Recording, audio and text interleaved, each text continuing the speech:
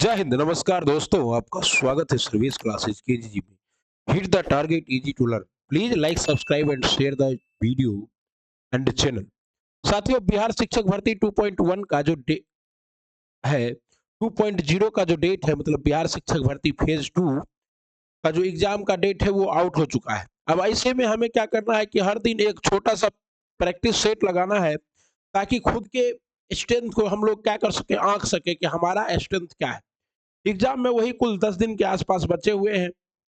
तो बिहार शिक्षक भर्ती 2.0 के लिए एडुटेरिया मॉडल सेट सामाजिक विज्ञान का लेकर मैं उपस्थित हूँ आपके बीच क्लास 6 से 8 के लिए डिटेल डिस्कशन के साथ। यकीन मानिए कितना डिस्कशन क्या होगा आपको बुक में नहीं मिलेगा, जितना आपको देहाती गुरु सर्वेश कराएगा। ओके, क्योंकि अब I am change my status, I become a देहाती गुरु। आई लिव्ड इन देहात अकॉर्डिंग टू मिस्टर के पाठक सर। देहाती गुरु बीपीएससी टीचर सर्वेश सर के द्वारा शिक्षक बनने के बाद नारे के साथ आप लोगों को शिक्षक बनने के बाद सभी को शिक्षक बनना है, 6 to 8 में शिक्षक बनना है, तो आप हमारे साथ जुड़ सकते हैं, इस वीडियो को देख सकते हैं। यकीन मानिए आपको बहुत फायदा होगा और आप एग्जाम की खोपड़ी में ऐसा छेद करेंगे कि एग्जाम भी थर थर कांपेगा।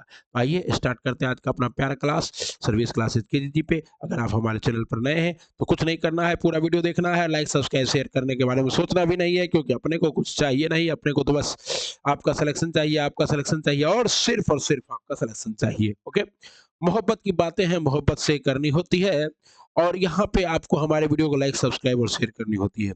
अगर आप करते हैं तो आप हमारे साथ जुड़े हुए हैं हमारे दिल से दिल तक, और नहीं करते हैं तो कोई बात नहीं, हम आएंगे आपके दिमाग में। जब आप परीक्षा में जाइएगा तो कहिएगा, oh service teach this statement and this statement are asking directly to the examination. First of all, भाषा आता है तो हम लोग ये पैसेज पढ़ने में समय व्यर्थ नहीं करेंगे। व्हाट इज द क्या है primary role of agriculture maintain in the passage. तो आपको पता है कि हमको agriculture is the backbone of many economics providing substances and live livelihood farmer till the soil plant seeds and nature crops for a क्या है bountiful harvest. तो कहता है read the passage given below, ये पैसेज को पढ़ना है और देना है। The rule the use of fertiliser क्या है enhance soil fertility, it sourcing है healthy and robust plant growth. Modern technology like tractor and irrigation system have revolutionized farming, increasing efficiency. Weather conditions play a crucial role, impacting crop yields and influencing farming decision. Okay, तो इसमें पहला जो है इस क्या है, what is the फिर primary role of agriculture maintain in the passage. Passage में प्राइमरी रोल क्या है, तो enhance soil fertility. Primary role क्या होता था कि इनहेंस सॉइल फर्टिलिटी के रूप में हम लोग काम करते। दूसरा देखिए, जूम करना है, सॉरी फॉर दैट, जूम कर देते हैं। कहता है how the modern technology impact farming in according to the passage. According to the passage regulation farming क्या है, अभी इससे कृषि के क्षेत्र में क्रांति आ गई है। What crucial role do weather condition play in irrigation. तो क्रूशियल इम्पैक्ट क्रॉप यील्ड्स पर क्या करता है, इम्पैक्ट डालता है साथियों। ओके, कहता है mothers and fathers childrens are, mothers and father childrens are sisters and brother, sisters and brother, mother and father के बच्चे क्या होंगे, भाई और बहन होंगे। ओके साथियों, ये जो बातें हैं आपको करती रहनी होगी हमारे साथ, तभी तो आपका सिलेक्शन होगा। अगला प्रश्न है, which among the following is not a very, तो क्या है, ये इसमें क्या वेरी नहीं कर रहा है साथियों। स्ट्रॉबेरी, स्ट्रॉबेरी देखो, टमाटो है, ब्राउन फ्रूट है, ये सभी क्या है, सब्जी है, लेकिन स्ट्रॉबेरी क्या है, ये फल है। कहता है choose the most suitable English title. अगर मैं प्रधानमंत्री होता, if I wish A prime minister, if I were A prime minister, if I were A prime minister, if I were A prime minister, अगर मैं प्रधानमंत्री होता, if I were A prime minister. Okay, which of the following is appropriate of the word CALM। इसका मतलब full form क्या है CALM का, तो इसका फुल फॉर्म है साथियों पीसफुल, मतलब अप्रोप्रिएट। इसका साइनो पूछ रहा है तो साइनो क्या है, पीसफुल। क्या है, पीसफुल। काम का साइनो क्या होता है, पीसफुल, शांति, शांति। वायलेंस मतलब हिंसा, और टर्मोइल मतलब क्या होता है साथियों, उसमें भी हिंसा। A person who use his both hands, एक आदमी जो अपना दोनों हाथ यूज करता है उसे क्या कहते हैं, तो उसे कहते हैं एम्बिड्यूक्स्चर। क्या कहते हैं, एम्बिड्यूक्स्चर। में शब्दों का कौन सा अव्यय नहीं है, अव्यय जो अपना अर्थ रूप नहीं बदले उसे क्या कहते हैं, अव्यय। तो चप्पल यहाँ पर अव्यय नहीं है। विद्यालय में कौन सा स्वर संधि है, विद्यालय में कौन सा स्वर संधि है साथियों, तो विद्यालय में दीर्घ स्वर संधि है। कौन सा स्वर संधि है, दीर्घ। दीर्घ स्वर संध्या शुद्ध वाक्य का चयन करें। तुमने जो कहे थे वही सत्य है। तुमने जो कहे थे वही सत्य है। तो इसमें क्या है, तुमने जो कहा था, तुमने जो कहा था वही सत्य है। ओके, दोबारा आ गए हो तुम। कहता है, अफसोस किस भाषा का शब्द है? अफसोस is the word of which language? अफसोस किस भाषा का शब्द है? तो अफसोस अरबी भाषा का शब्द है। कहता है, अजब किस भाषा का शब्द है? अजब, अजब किस भाषा का शब्द है साथियों? अफ़सोस, सॉरी, अफ़सोस जो है ये फ़ारसी भाषा का शब्द है। एक सेकंड, अफ़सोस किस भाषा का शब्द है? फ़ारसी भाषा का। और अजब किस भाषा का शब्द है? अरबी। और से अजब और से अरबी। कहता है दिए गए निर्देशों को आराम से पढ़ें और पर्यायवाची शब्द, अग्नि और अग्नि। अग्नि और अग्नि का पर्यायवाची शब्द क्या होगा? अमी। अमी कहता है, अच्छा, सब पर्यायवाची शब्द नहीं है, तो ये अमेय पर्यायवाची शब्द नहीं है, क्योंकि अमेय अग्नि का पर्यायवाची शब्द नहीं है, ये अमृत का पर्यायवाची शब्द है, ठीक ना? आनंद, आनंद क्या है? जीवन नोदक मोद हर्ष। तो इसका क्या होगा साथियों? तो जीवन नोदक, जीवन नोदक का मतलब क्या होता है? जीवन में अमृत, अंतरंग, अमृत का पर्यायवाची शब्द है। अंतरंग, निम्नलिखित में से विनोद शब्द सुनिए। अंतरंग का क्या होगा? बहिरंग। अंतरंग का क्या होगा? बहिरंग होगा। करुण का क्या होगा? करुण का होगा निष्ठुर। करुण का क्या होगा? निष्ठुर है, करुणायुक्त व्यक्ति है, निष्ठुर है। कहता है निम्नलिखित प्रत्येक वाक्य के लिए एक शब्द रेखांकित किए गए हैं। रेखांकित शब्द के लिए A B C D E के रूप में विकल्प दिए गए हैं। सही विकल्प सुनिए। शिशु तेरी अनुपम छवि निहार। शिशु तेरी अनुपम छवि निहार, ये किसके लिए है? बालक के लिए है। निम्नलिखित तत्सम शब्दों के लिए 5 विकल्प दिए गए। सही, तत्सम किसे कहते हैं? जो एज इट क्या होता है, संस्कृत से हिंदी में आ जाता है, उसे क्या कहते हैं? तत्सम कहते हैं। और तद्भव कहते हैं जो संस्कृत से हिंदी में अपडेटेड होके आता है। ओके, तो हिंदी में हम ज्यादा समय बर्बाद नहीं कर रहे हैं, फास्ट कर रहे हैं, रिपीट कर रहे हैं। ओके, आप लोग देख लीजिएगा। अम्र, जिसके पानी में बीना है उसे क्या कहते हैं? उसे कहते हैं बीना पानी। क्या कहते हैं? बीना पानी कहते हैं। बीना पानी यानी कि माँ सरस्वती जिसके आशीर्वाद से आप और हम यहाँ हैं, पढ़ रहे हैं, वीडियो को देख रहे हैं, लाइक कर रहे हैं, सब्सक्राइब कर रहे हैं, शेयर कर रहे हैं। ओके,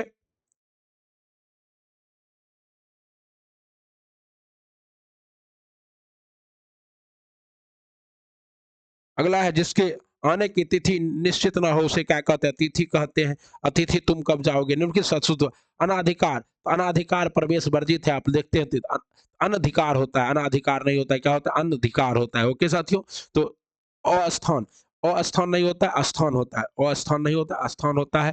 कहता है बिजली चमकती है में कौन सा वाक्य है? तो बिजली चमकती में सरल वाक्य है, क्योंकि एक ही करता है और एक ही कारक। मैं रोटी खाकर लेटा कि पेट में दर्द होने लगा और दर्द इत बढ़ गया कि तुरंत डॉक्टर को बुलाना पड़ा।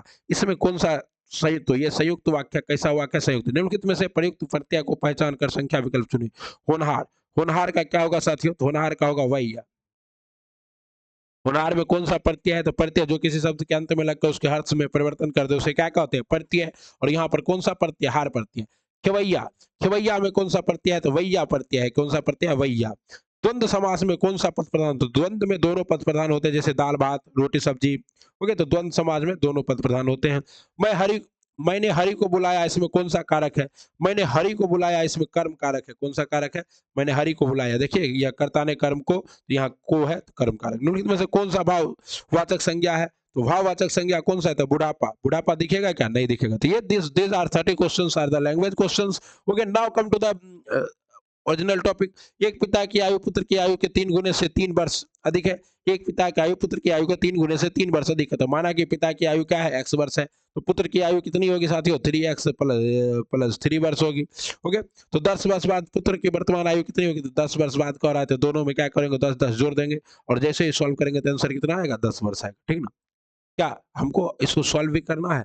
अगर आप लोग कमेंट करते हैं कि सर लंबा वीडियो बनाइए आराम से सॉल्व कर करके, तो बनाएंगे। एक लड़का अपने घर से स्कूल 3 किलोमीटर की गति से जाता है और 2 किलोमीटर प्रति घंटे की गति से वापस आता है, तो उसे जाने आने में कुल 5 घंटे समय लगते हैं। तो औसत चाल क्या होगा? तो आपको पता है औसत चाल निकालने का फॉर्मूला क्या है? x/3 प्लस दूरी पता नहीं है इसलिए x/2 बराबर 5 दोनों। आप इसको सॉल्व कर सकते हैं। 2x प्लस 3x/6 बराबर 5, 5x बराबर 30, x बराबर कितना होगा? 6 किलोमीटर। तो पहले डिस्टेंस निकल गया हमारा। औसत घर से दूरी कितना है? 6 किलोमीटर है। कितना है? 6 किलोमीटर है। ओके साथियों, एक कक्षा के सभी विद्यालयों का औसत प्राप्तांक 68 है। इस कक्षा की लड़कियों का औसत प्राप्तांक 80 तथा लड़कों का औसत प्राप्तांक 60 है। तो कक्षा में कितने प्रतिशत लड़के हैं? देखिए, सभी का औसत प्राप्तांक कितना है? तो 68 है। हमको इसको किससे बनाना होगा? एलिगेशन से बनाना होगा। यहाँ लिख देते हैं लड़की दीदी, लड़की कितनी है? 80। लड़का कितना है 60, सबका कितना है 68, यहाँ कितना होगा 8:12, 8:12 लड़कों का प्रतिशत 12/20, टोटल प्रतिशत 12/20 गुना 100, यानी कि 60%। तो लड़का कितना प्रतिशत है 60%। तो मिक्सचर एंड एलिगेशन इसको हम लोग इजिली बना सकते हैं। यदि ए का है 5% बराबर बी की है 15%, देखिए सिंपल है। ए की आय कितनी है, ए की आय है 5% बराबर बी की आय कितना है 15%। इसको हमको सॉल्व करना है। ए अनुपात बी का मान यहाँ से हमको ए अनुपात बी आ गया 15%, 5%, यानी कि 3:1। ए अनुपात बी का मान 3:1 आ गया। अब कह रहा है क्या चीज, बी का 10% और सी का 20%। तो बी का 10%, बी गुना 10 बराबर सी गुना 20, यहाँ से भी आ जाएगा 20:10, बी रेशियो सी का मान, ये मतलब 2:1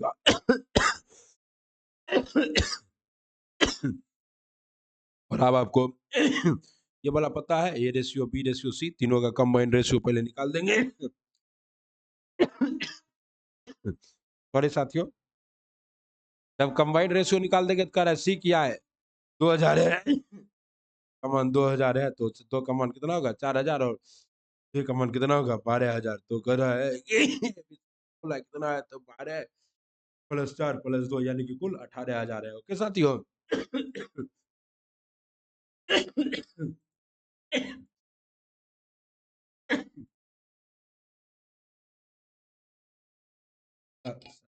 धन लिया है देहाती गुरु बनने पर।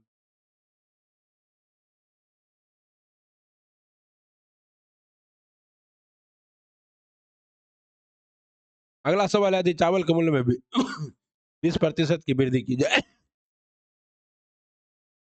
अगर चावल के मूल्य में 20% की वृद्धि की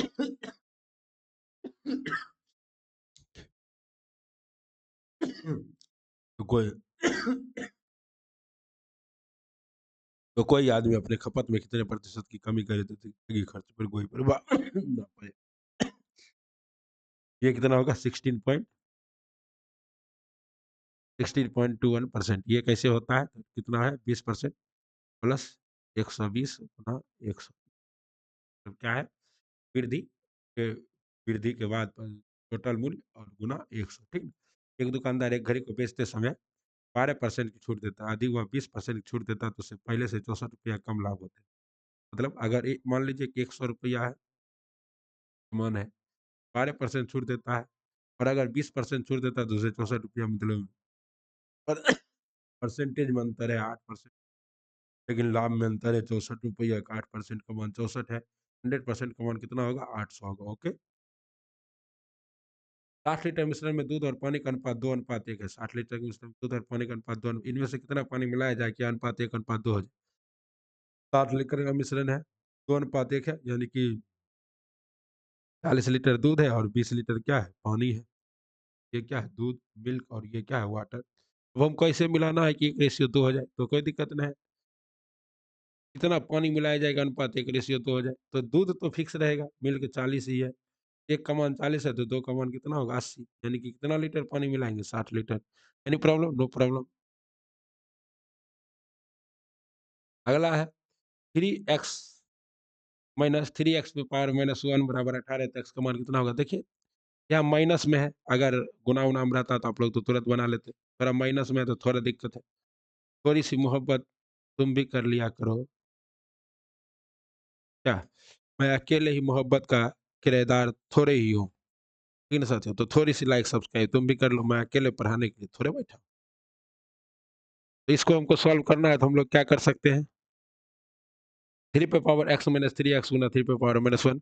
अब हम लोग यहाँ से क्या कर सकते हैं, 3x कॉमन कर सकते हैं, तो क्या बचेगा 1 माइनस 3 पावर -1 बराबर 18। अब हम लोग लिख सकते हैं 3 पे पावर x बराबर 1 माइनस 1/3, और इसके बाद इसको सॉल्व करेंगे। यहाँ पर क्या आ जाएगा x के बराबर x पे पावर x बराबर 3 पावर, तो यहाँ मान कितना आएगा इसका 27 गैलोस। आइए अब ओरिजिनल गैसोलीन के ज्वलन स्थिरता में मापन में प्रयुक्त की जाती है। गैसोलीन के ज्वलन जो कोई भी चीज है, जैसे पेट्रोल है गैसोलीन है, तो सब में ऑक्टेन संख्या निकाला जाता है। जब ऑक्टेन संख्या जितना ज्यादा होगा तो उसका क्या होगा, जो फ्यूल कंबेंशन एनर्जी होगा वो ज्यादा होगा। ठीक ना। इनमें से कौन सा युग्म सही सुमेल नहीं है? एल्युमिनियम का बॉक्साइट सही है, जिंक का केलामाइन। लेकिन कॉपर का आपको पता है क्या होता है? क्यूपराइट होता है, सिनेबार जो है ये किसका अयस्क है? पारा का अयस्क है। तो ये कॉपर का ये युग्म सही सुमेलित नहीं है। मृत मछली से निकलने वाली दुर्गंध किन यौगिकों के कारण होती है? तो मृत मछली से जो निकलता है वो अमीनो यौगिक के कारण होता है, और हमारा जो मूत्र भी महकता है वो भी अमीनो एसिड के कारण। ओके साथियों, अगला है इनमें से कौन अक्रिय गैस नहीं है? तो इसमें सभी अक्रिय गैस है, तो उपयुक्त में से कोई नहीं, सभी क्या है? अक्रिय गैस है। तुलसी के पौधे का आपको पता है अक्रिय गैस कुछ खोल है? Helium, neon, argon, xenon, radon और क्रिप्टॉन।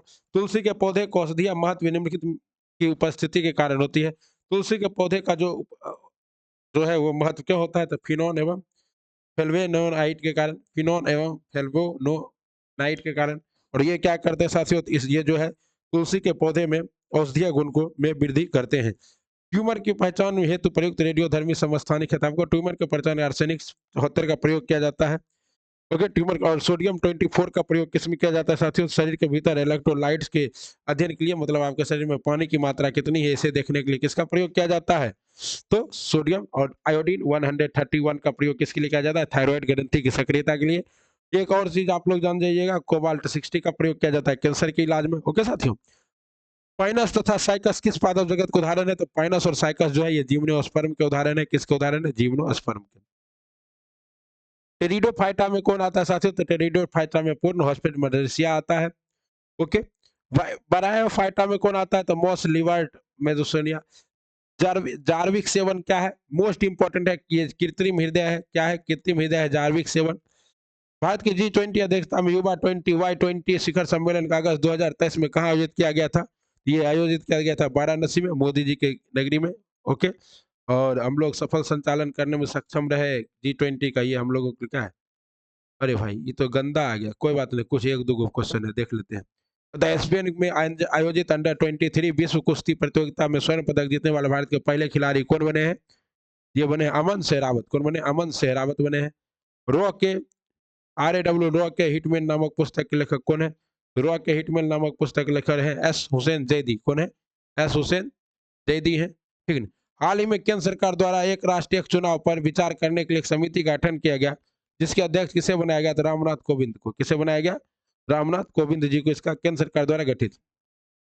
बिहार के सहरसा जिले के किस पर्वतारोही ने 36 घंटे में अफ्रीका की सबसे ऊंची चोटी? तो ये भी याद रखना कि अफ्रीका की सबसे ऊंची चोटी क्या है? किलिमंजारो है। और ये कहाँ है? तो तंजानिया में। कहाँ है?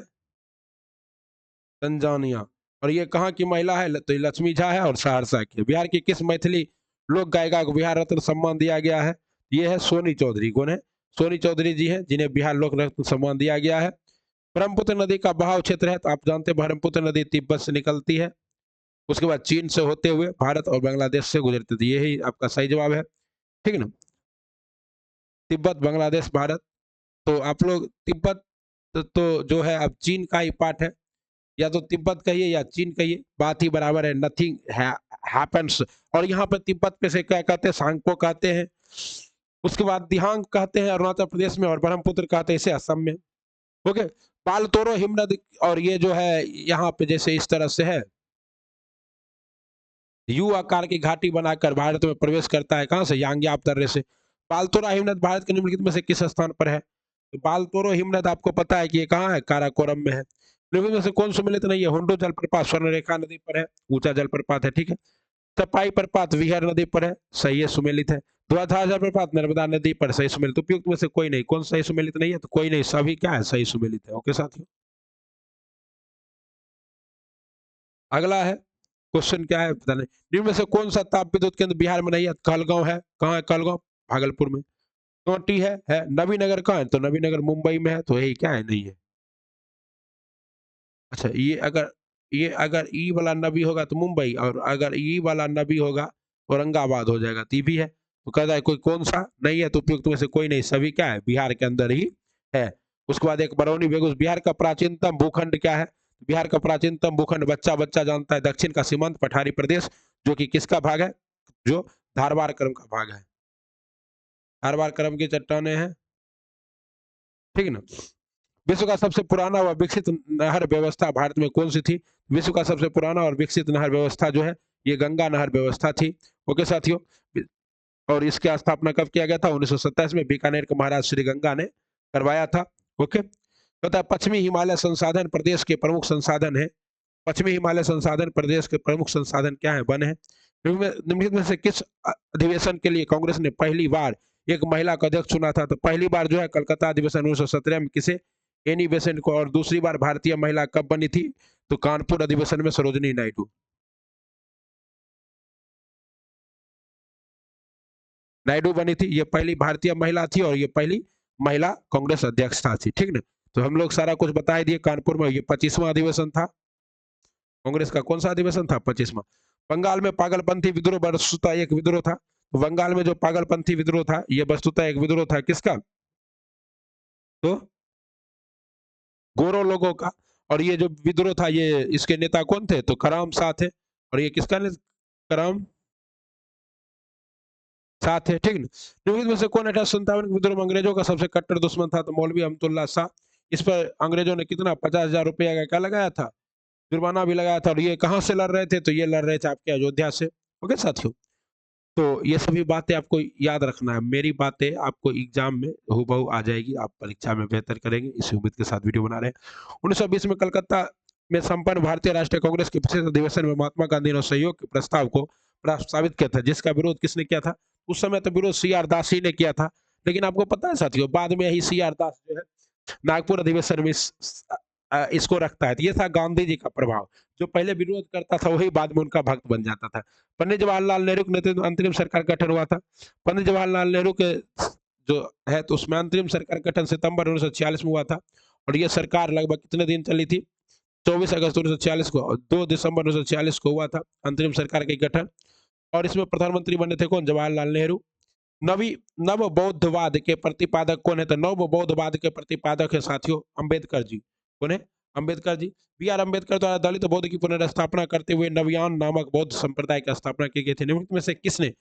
आपको पता है कि मरने से पहले जो हमारे देश के संविधान निर्माता थे उन्होंने क्या किया था? हिंदू धर्म की जाति व्यवस्था से तंग आकर हिंदू धर्म का जाति व्यवस्था छोड़कर बौद्ध धर्म। निम्नलिखित में से किसने गांधी जी को आदेशित किया था कि वह भारत में प्रथम वर्ष खुले कान पर मुंह बंद कर व्यतीत करे? ये थे गांधी जी के राजनीतिक गुरु। नाम था इनका गोपाल कृष्ण गोखले।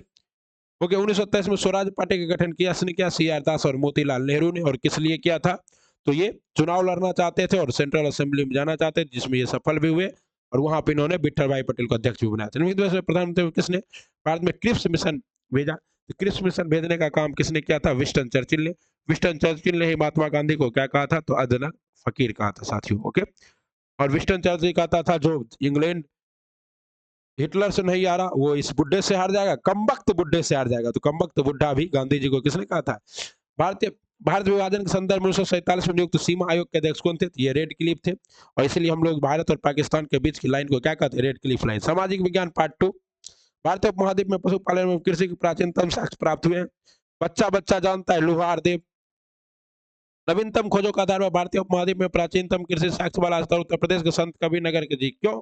आप कहेगा सर जी मेहरगढ़ क्यों नहीं? ये अफगानिस्तान में है अभी भाइयों। ओके, इससे पहले चावल के साक्ष्य कहां से मिले थे? तो चावल के साक्ष्य कोलजी हेरा से। अंजीरा से भी किसी साक्ष्य मिला है पता है आपको? लोहा का। ये सब आपको किताब में नहीं मिलेगा, ये सर्वेश्वर का अपना ज्ञान है। बहुत मेहनत के बाद ये सब ज्ञान आता है, आप लोग लेते रहिए। निम्नलिखित में से किस विद्वान द्वारा सिंधु घाटी सभ्यता के कालखंड को 3250 ईस्वी पूर्व से 2750 ईस्वी पूर्व के रूप में वर्गीकृत किया गया है? ये किसके द्वारा किया गया? जॉन मार्शल के द्वारा। जॉन मार्शल जो है ये कौन थे साथियों?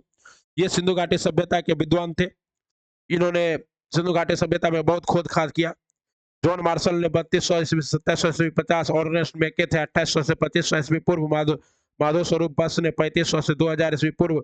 मॉन्टेग्यू व्हीलर ने, सभी ने अपना अपना समय दिया। लेकिन इसका अमूमन जो काल है वो 1700 से लेकर 2500 बीसी ही डिसाइड किया गया। अब भारतीय प्रतीक पर उत्कीर्ण सत्यमेव जयते लिखा है। तो ये मुंडकोपनिषद में लिखा है। तो मुंडकोपनिषद यहाँ नहीं है तो इसका आंसर होगा उपयुक्त में से कोई नहीं। ये मुंडकोपनिषद में लिखा हुआ है सत्यमेव जयते, मतलब सत्य की हमेशा जीत होगी।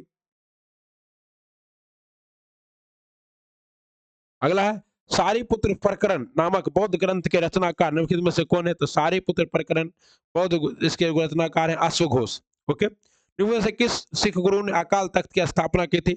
हमने आपको बताया था कि अकाल तख्त की स्थापना करने वाले सिख गुरु थे गुरु हरकिशन। कौन थे? गुरु हरगोविंद ने अकाल हर गुरु हरगोविंद कहाँ है? गुरु हरगोविंद जो कि छठे नंबर के गुरु थे। जब पांचवें नंबर के गुरु गुरु अर्जुन देव को किसके द्वारा? जहांगीर के द्वारा मरवा दिया गया, तो उसके बाद अकाल तख्त की स्थापना की गई। तो ये बात अगर आपको याद रहेगी, जहांगीर वाला, आप क्या करिएगा, इसको भी याद रखिएगा। जहांगीर वाला बात आपको क्या रखना है? थोड़ा थोड़ा थोड़ी थोड़ी पिया करो। निम्न में से किस शासक की राजधानी लाहौर थी? तो लाहौर किसकी राजधानी थी? कुतुबुद्दीन ऐबक की। कुतुबुद्दीन ऐबक को क्या कहा जाता है साथियों?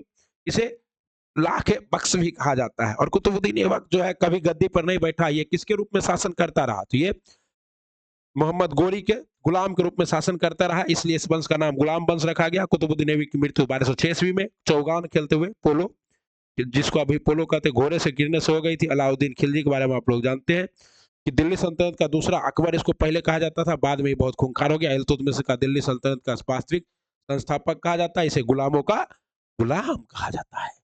घड़ी अथवा गिरी कर लगाने वाला दिल्ली का प्रथम सुल्तान निम्नलिखित में से कौन सा? घड़ी कर लगाने वाला दिल्ली का प्रथम सुल्तान था अलाउद्दीन खिलजी। निम्नलिखित में से ब्लू वाटर नीति निम्नलिखित में से किससे संबंधित है? आपको पता है कि ब्लू वाटर सब नीति जो है ये पुर्तगालियों के द्वारा स्टार्ट की गई थी। और इस नीति में क्या था कि अगर आप अरब सागर से व्यापार करना चाहते हैं तो पुर्तगालियों से आपको कार्टेज लेना होगा, नहीं तो पुर्तगाली आपके जहाज को क्या कर देंगे? नष्ट कर देंगे। ओके, ये सब तो संबंधित है। ये अबुकर्क से संबंधित। यहाँ डुप्ले है, डुप्ले से नहीं है। डलहौजी है, डलहौजी से भी नहीं है संबंधित। नील दर्पण नाटक के लेखक कौन है? तो नील दर्पण लेखक के नाटक के लेखक है दीनबंधु मित्र और अरविंद घोष। और आपको पता है कि दीनबंधु मित्र और अरविंद घोष यहाँ पे जो है, अरविंद घोष नहीं, वीरेंद्र घोष नहीं था, सिर्फ और सिर्फ दीनबंधु मित्र था। यहाँ नहीं है, तो इसका जवाब होगा उपयुक्त में से कोई नहीं। और ये जो नील दर्पण पुस्तक है ना, तो ये नील विद्रोह जो हुआ था 1859 में बंगाल के नादिया जिले में। कहा हुआ था? बंगाल के नादिया जिले में 1859 में जो नील विद्रोह हुआ था 59 में, उसी पर लिखी गई थी ये जो कहानी है नील दर्पण। इनमें से किस गवर्नर के काल में भारतीय विद्यार्थी को डॉक्टरी की शिक्षा है तो विदेश जाने की अनुमति ब्रिटिश संसद द्वारा प्राप्त प्रदान की गई थी? ये थे लॉर्ड ऑकलैंड। कौन थे? Lord Auckland. और इनका कार्यकाल कब से था? 1835 से लेकर 36 तक था। और इसी से पहले एक व्यक्ति था जिसका नाम था लॉर्ड चार्ल्स मेटकॉफ, जिसने भारतीय शिक्षा का मैग्ना कार्टा लाया था साथियों। अगला देखिए, इंडिपेंडेंट नामक समाचार पत्र निम्नलिखित में से किसके द्वारा शुरू किया गया था? इंडिपेंडेंट नामक समाचार पत्र मोतीलाल नेहरू के द्वारा शुरू किया गया था, आप जानते हैं। ओके, महात्मा गांधी ने young India, Harijan, Navjivan, Hind Swaraj, my experiment with truth, ethical religion आदि पुस्तकें निकाली थी। ओके, फिरोज शाह मेहता का कोई हमको पता नहीं है। रहमतुल्लाह सियानी में से किस कांग्रेस अधिवेशन का अध्यक्ष थे? रहमतुल्लाह सियानी जो है ये कोलकाता का अध्यक्ष थे। कब थे? 1896 में। और इसी में क्या हुआ? गीत गाया गया था जिसका नाम था वंदे मातरम, वंदे मातरम, वंदे मातरम, वंदे मात। प्रत्यक्ष कार्रवाई दिवस किस तिथि को मनाया गया था? तो प्रत्यक्ष कार्रवाई दिवस जो है साथियों ये कब मनाया गया था? ओके ओके ओके ओके, ये 16 अगस्त 1946 को मनाया गया था। क्यों? क्योंकि इस दिन जो है अंग्रेजों ने सीधा कह दिया कि हमको क्या चाहिए, मतलब मुस्लिमों ने हमें कह दिया कि हमें क्या चाहिए, बांटो और जाओ का नारा दिया। किस प्रस्ताव, और मुस्लिम लीग ने कहा कि हमें पाकिस्तान चाहिए ही चाहिए, प्रत्यक्ष कार्रवाई। किस प्रस्ताव के संबंध में कौन सा कथन सत्य है? किस प्रस्ताव कब आया था? 1942 में आया था। आप भी जानते हैं, मैं भी जानता हूं। है, कहता है युद्ध के बाद भारत को डोमिनियन राज्य का दर्जा दिया जाएगा, सही है। संविधान निर्माता परिषद बनाने का प्रस्ताव रखा गया, सही है। ब्रिटिश सेना ने भारतीय अनुपात में वृद्धि की घोषणा की, ये भी सही है। उपयुक्त में से क्या है? एक से अधिक, सही है। और किस प्रस्ताव कब आया था? 1942 में आया था। इसे क्रिप्स मिशन भी कहते हैं, लेकिन गांधी जी ने इसे क्या कहा था? पोस्ट डेटेड चेक कहा था। क्या कहा था? पोस्ट डेटेड चेक कहा था। और गांधी जी ने इसके खिलाफ ही क्या किया था? भारत छोड़ो आंदोलन स्टार्ट करने की घोषणा कर दी थी। स्वराज शब्द का प्रयोग निम्नलिखित में से किन के द्वारा किया गया? स्वराज शब्द का प्रयोग सबसे पहले जो है किसके द्वारा किया गया? स्वशासन शब्द, इसका प्रयोग आध्यात्म राजनीति, और महात्मा गांधी भी स्वराज का खूब प्रयोग करते थे। दयानंद सरस्वती ने तो सबसे पहले भी प्रयोग किया था। यह कह रहा है कि किन के द्वारा किया गया? पहले नहीं कह रहा है, तो उपयुक्त में से एक से अधिक हो जाए। निम्न में से किसके प्रयास से वर्ष 1929 में बाल विवाह निषेध, तो बाल विवाह निषेध कानून जो बना वो डॉक्टर हरविलास शारदा के नेतृत्व में, इसलिए हम लोग एक शारदा आयोग भी जानते हैं, जो कि किसके शासनकाल में आया था, लॉर्ड इरविन के शासनकाल में। किसके शासनकाल में? लॉर्ड इरविन के शासनकाल में आया था। 14 वर्ष से कम उम्र के लड़की की शादी नहीं की जा सकती थी। ये जो है ये किस में था, तो शारदा अधिनियम 1929 में।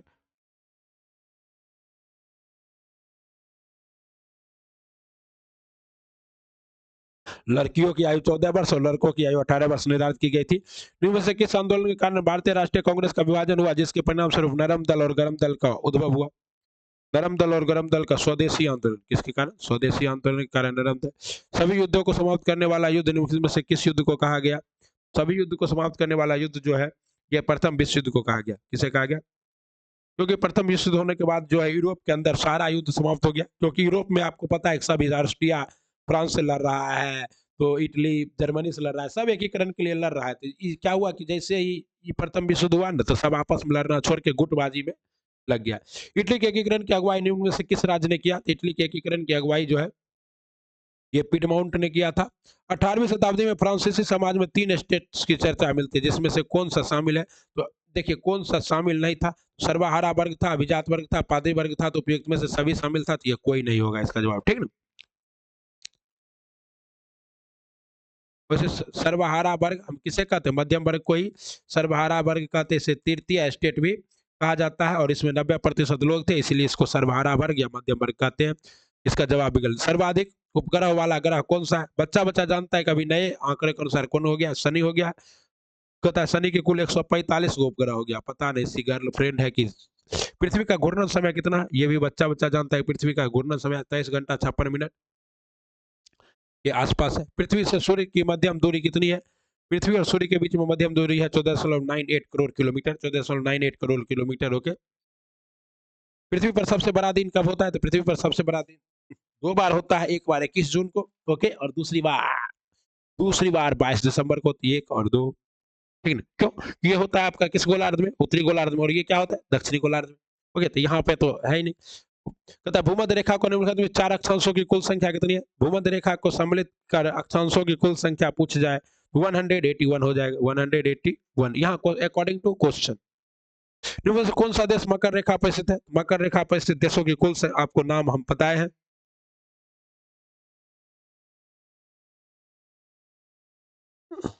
देखिए यहाँ जो मकर रेखा पे स्थित देश है, तो मकर रेखा नीचे से गुजरता है, और इस तरह से आपको यहाँ पर दिख जाएगा क्या चीज? दक्षिण अफ्रीका, और यहाँ पर एक देश है अर्जेंटीना। लेकिन वही नार्वे और नाइजर ये सब अफ्रीका में स्थित है। नाइजर अफ्रीका में और नार्वे कहाँ पे? वहाँ ऊपर। और तो इस आधार पर हम लोग मार दिए अर्जेंटीना। पृथ्वी के गुरुमंडल कोर के प्रचुर मात्रा में क्या पाया जाता है? तो पृथ्वी के कोर में Fe प्लस निकेल।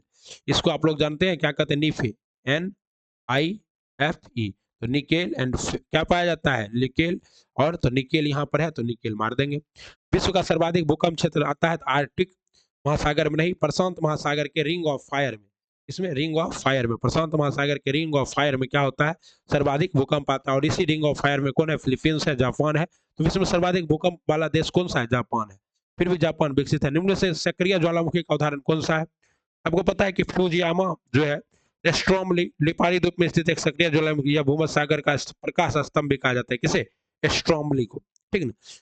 उस बाद में कौन सा अवसादी चट्टान का उदाहरण है? अवसादी चट्टान। कोयला क्या है? अवसादी चट्टान। परतदार चट्टान को क्या कहता है? अवसादी चट्टान। परतदार, परत, परतदार, परत, परतदार। और ग्रेनाइट कैसा चट्टान? आग्नेय चट्टान। जर्मनी का ब्लैक फॉरेस्ट निम्न में से किस प्रकार का स्थलाकृति का उदाहरण है? जर्मनी का ब्लैक फॉरेस्ट जो है उत्खंड पर्वत है। उत्खंड मतलब ब्लॉक पर्वत, ब्लॉक। दो समांतर भ्रंशों के किनारे का स्तंभ यथावत रहे एवं बीच का स्तंभ उठ जाए तो उत्खंड पर्वत या हॉस्ट पर्वत का निर्माण होता है। भारत का सर्वाधिक ऊंचा जलप्रपात कौन है? बच्चा बच्चा जानता है। भारत का सर्वाधिक ऊंचा जलप्रपात जो है अभी कौन का? वजराई हो गया।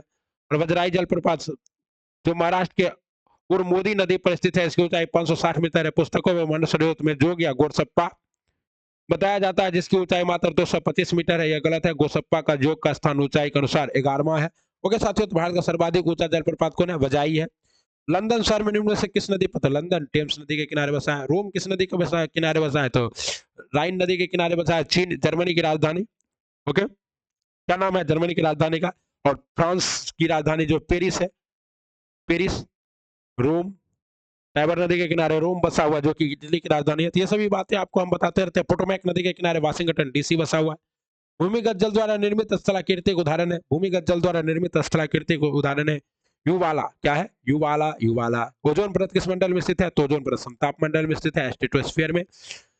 30 से लेकर 50 किलोमीटर तक स्थित है। इसे पृथ्वी का अम्ब्रेला कहते हैं और ये पृथ्वी पर आने वाली क्या होती है? गरज से चले सा किसे कहा जाता है? तो पछुआ पवनों को।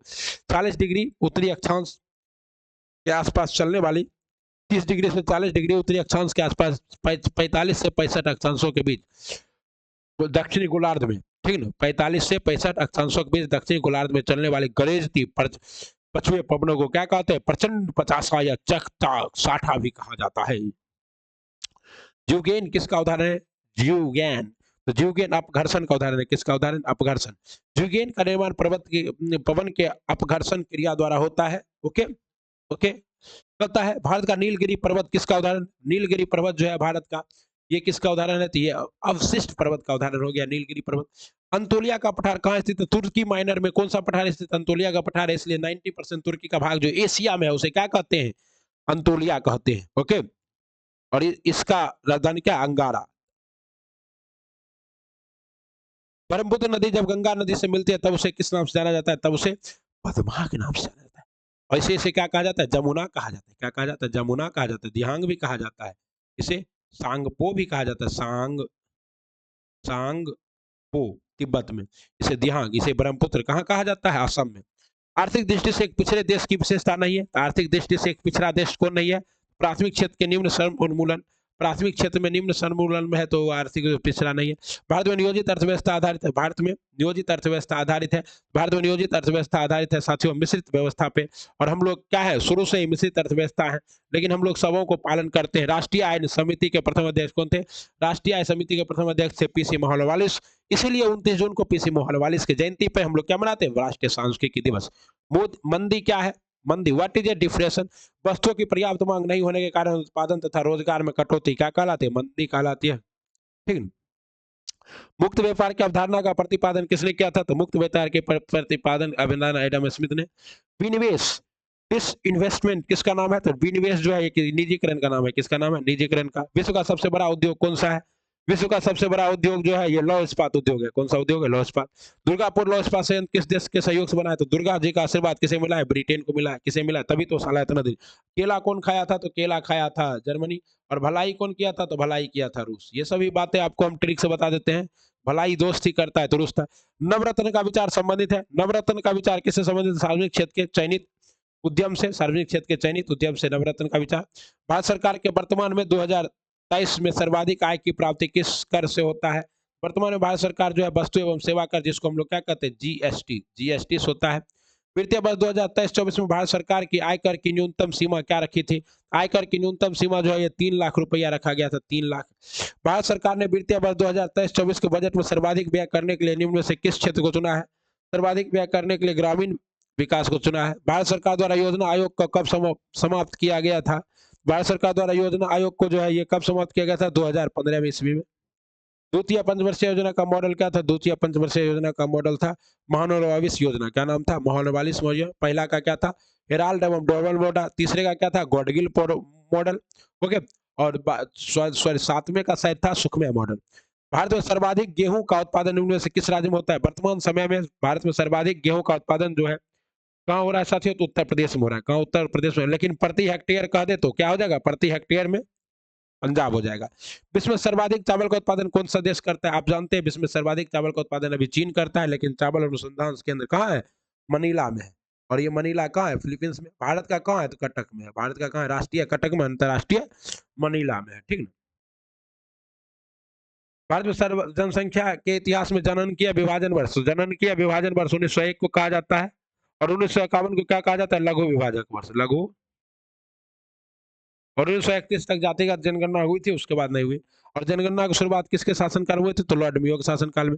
नियमित जनगणना किसके शासनकाल में स्टार्ट हुआ था? लॉर्ड रिपन के शासनकाल में।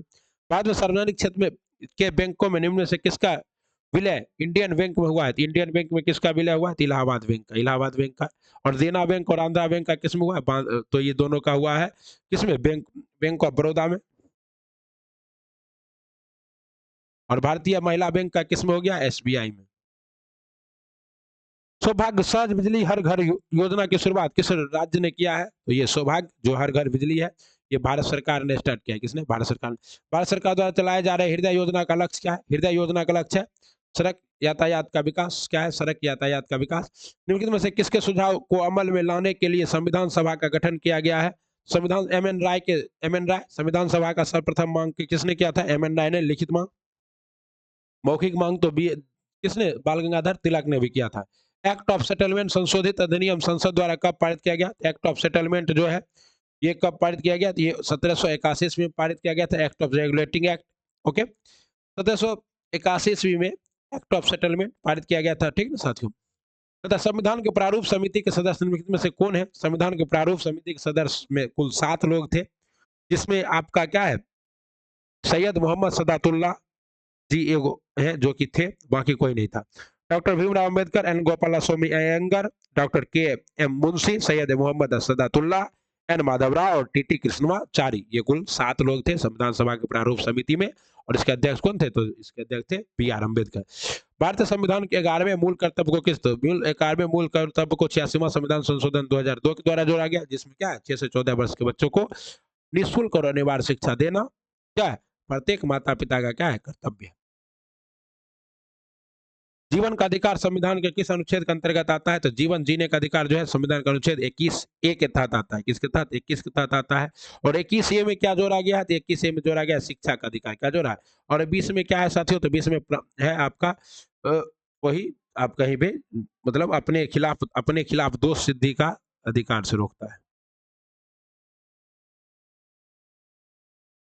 यह कथन निम्न में से किसका है कि राज्य के नीति निर्देशक सिद्धांत एक ऐसा चेक है जो बैंक की सुविधा अनुसार अदा किया जाता है? ये एक महान कथन है के टी शाह जी का। किनका है? के टी शाह का।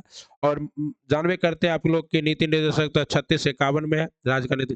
भारतीय संविधान में नीति निर्देशक सिद्धांत आयरिश संविधान से लिया गया, जबकि आयरिश संविधान किस? फजल अली आयोग ने राज्य पुनर्गठन योजना की निम्नलिखित कारक माना था। फजल अली आयोग ने राज्य पुनर्गठन को क्या कारक माना था साथियों? तो फजल अली आयोग जो थे ये 1956 में स्टार्ट किया गया था। और इसने क्या किया था? तो उपयुक्त में से एक से अधिक देश की एकता और सुरक्षा और संरक्षण, वित्तीय, आर्थिक व प्रशासनिक तर्क, ठीक है, भाषा और ये सभी को माना था। और भाषा आधार पर पहला राज्य कौन बना था? आंध्र प्रदेश बना था। निम्नलिखित में से किसे यह अधिकार प्राप्त है? हुआ संवैधानिक संशोधन अधिनियम के तहत मूल अधिकार को समाप्त या कम कर सकती है। तो ये किसे प्राप्त है साथियों? ये प्राप्त है सांसद को। किसे? सांसद। पंचायती राज प्रणाली किस सूची के अंतर्गत आता है? तो पंचायती राज प्रणाली जो है ये राज्य सूची के अंतर्गत आता है। किसके साथ? राज्य सूची के अंतर्गत आता है। और आर्टिकल और इसमें 61 विषय से, परंतु वर्तमान में क्या है? राज्य सूची में कुल 66 विषय हैं जो सरकार द्वारा नियंत्रित है। निम्नलिखित में से अंतर्राज्यीय परिषद का अध्यक्ष कौन होता है? बच्चा बच्चा जानता है। अंतर्राज्यीय परिषद का अध्यक्ष प्रधानमंत्री होते हैं। और ये किसके तहत होते हैं? आर्टिकल 263 के तहत। आर्टिकल 263 के तहत। ओके, इसका गठन 1990 में जनता दल सरकार द्वारा किया गया था। विधायी, कार्यकारी और न्यायिक शक्तियों का पृथककरण अत्याचार को रोकता है। यह विचार निम्नलिखित में से किसका था? यह प्रसिद्ध विचार था एक प्रसिद्ध दार्शनिक और क्या थी? राजनीतिक शास्त्री जिसका नाम था मॉन्टेग्यू। निम्न विधेयक में से किसका एक भारतीय संसद के दोनों सदन द्वारा अलग अलग विशेष बहुमत से पारित होना आवश्यक है? ये विधेयक है आपका संविधान संशोधन विधेयक। धन विधेयक लोकसभा पारित हो गया, वित्त विधेयक लोकसभा पारित हो गया तो हो गया, लेकिन संविधान संशोधन विधेयक को दोनों जगह से पारित होना होता है। और संविधान संशोधन विधेयक के जो चर्चा है ये भाग 20 में है। कहाँ है? भाग 20 में है। आर्टिकल अनुच्छेद 368 में है। और ये हम लोग कहाँ से लाए हैं? तो ये हम लोग जर्मनी, दक्षिण अफ्रीका से लाए हैं। कहाँ से लाए हैं? दक्षिण अफ्रीका से लाए। ये सभी बातें आपको याद रखनी होगी, परीक्षा में आ जाएगी तो आप लोग क्या कीजिएगा? धुआं उड़ा दीजिएगा। आइए नेक्स्ट चलते हैं।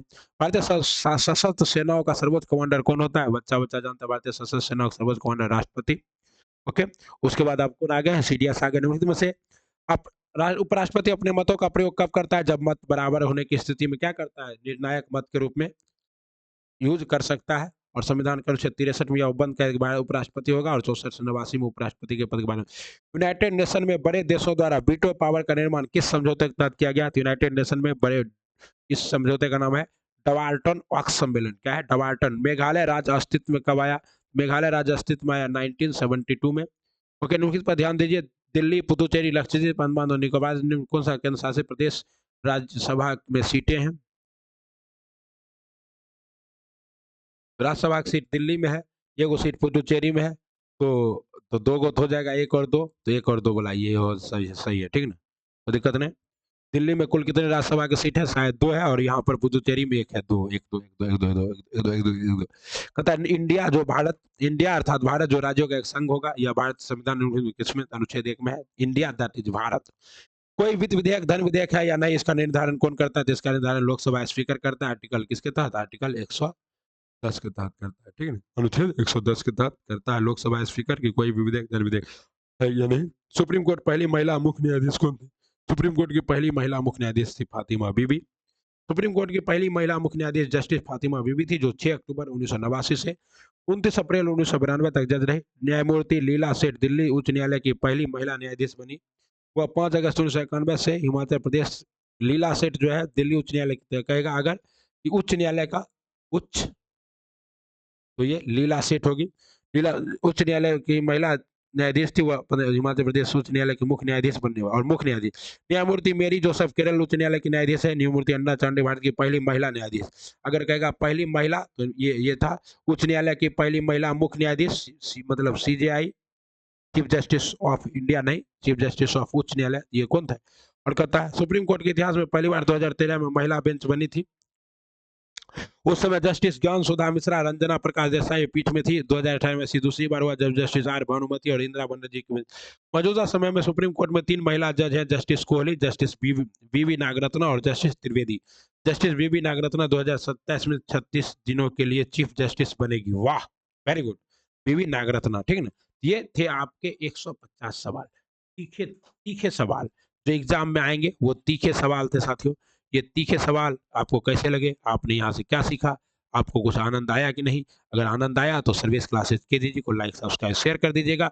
अगली वीडियो के लिए बने रहिए हमारे साथ, तब तक पढ़ते रहिए देहाती गुरु सर्विस के साथ। शुभ रात्रि, सबा खैर, हैव ए नाइस डे। आपका दिन क्या हो? शुभ हो, शानदार हो, धमाकेदार हो। ओके साथियों, आपसे विदा लेते हैं, फिर मिलते हैं। तब तक करना क्या है? कुछ नहीं करना है, कुछ नहीं करना है, बस चैनल को लाइक सब्सक्राइब और शेयर कर देना है। अगर वो कर देते हैं तो ठीक है, और नहीं करते हैं तो भी ठीक है, तो भी ठीक है, तो भी ठीक है, ठीक है ना? ओके, मिले अगले वीडियो में, तब तक के लिए जय हिंद, वंदे मातरम।